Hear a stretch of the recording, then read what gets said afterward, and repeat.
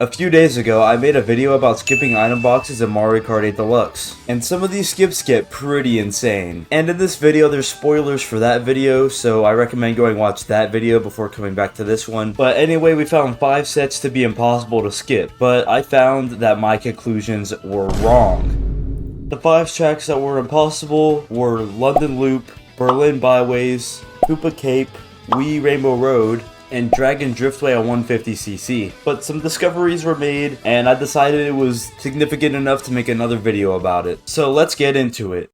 Starting with London Loop, we have this.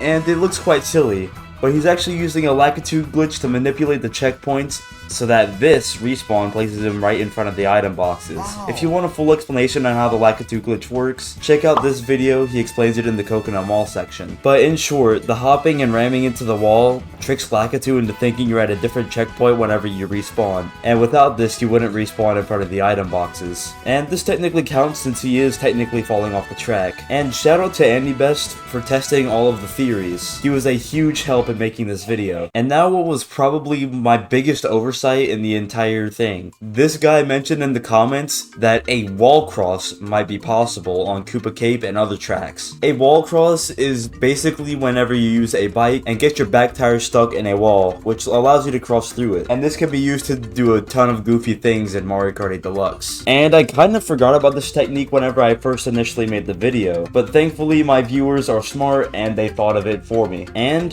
here's what we found. On Koopa Cape, it is possible to use Donkey Kong on the Duke to do a wall cross and skip the item set that we thought was impossible on all 3 laps. On Berlin Byways, you can do the same thing.